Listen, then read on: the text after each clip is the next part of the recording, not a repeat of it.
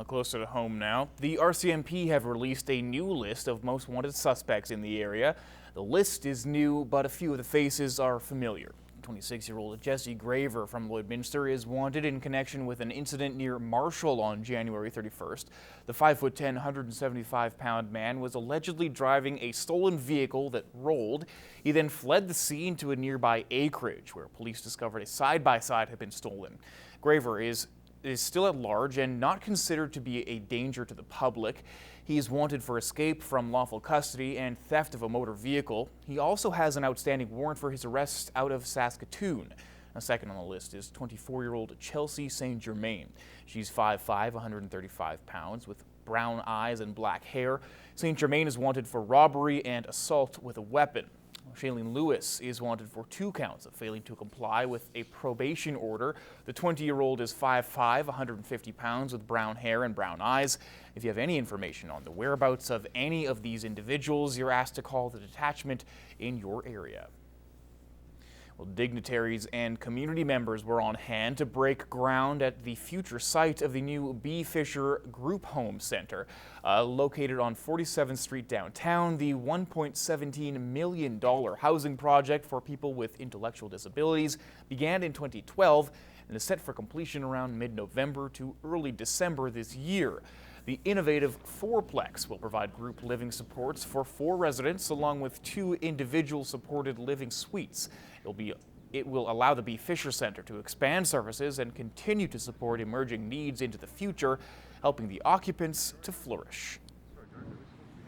The least intrusive we are, the better it is for them, and we want them to grow and we want them eventually to become independent. Lloydminster MLA Colleen Young says it's an important function in Saskatchewan to provide group homes that enrich the lives of people with disabilities.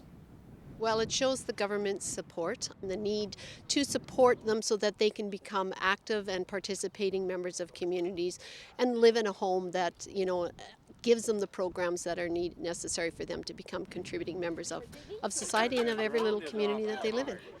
For more information on the B. Fisher Center and the new group home, you can visit bfisher.com.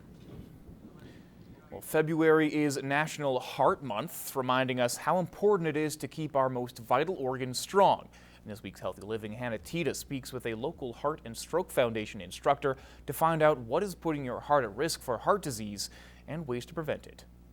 It is the leading cause of death in Canadians, in men and women. According to the Heart and Stroke Foundation, up to 80% of premature heart disease is preventable. Louise Hume with the organization says there are many factors that contribute to developing the condition. Your high cholesterol, blood cholesterol, your diabetes. Diabetes plays a role in heart disease. Being overweight, excessive alcohol consumption. Smoking and prolonged stress also increase your risk. Hume says the solution to reducing your chances of heart disease is simple, and one many of us already know. Eating a healthy diet low in saturated and trans fat as well as regular exercise can drastically reduce your chances of developing a heart condition.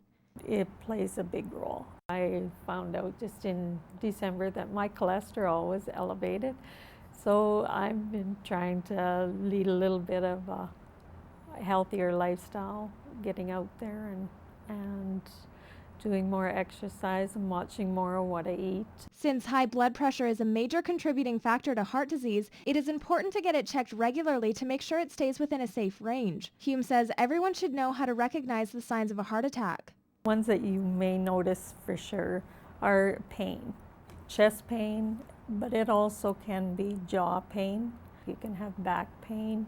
You can have shoulder pain, you can have pain down the arm, you can have indigestion or abdominal pain. Sweating, nausea, and lightheadedness can also be signs. If you experience any of these symptoms, she advises you chew an aspirin and then seek immediate medical attention.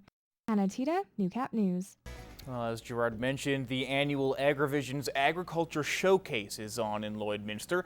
Discussions on day 1 turned to safety on the farm as disgruntled producers asked pointed questions to Alberta's Assistant Deputy Agriculture Minister.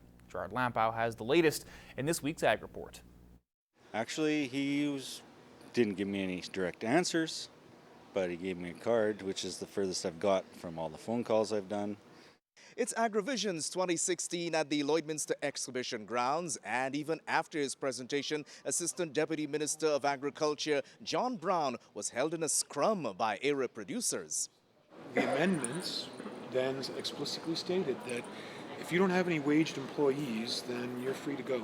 The Assistant Deputy Minister was breaking down the details on the new safety laws that the Government of Alberta rolled out in January. With the passage of Bill 6, Bonnyville grain producer Forrest Persley has been calling several provincial agencies seeking clarification. OH&S, I phoned them several times and I asked them questions on legalities of bins and safety standards and stuff, and I get a different answer every time. Safe and healthy Alberta farms and ranches is the goal, but several questions remain on the minds of producers, even as the government is setting up 6 technical teams to hammer out related rules and regulations for the new farm labor laws.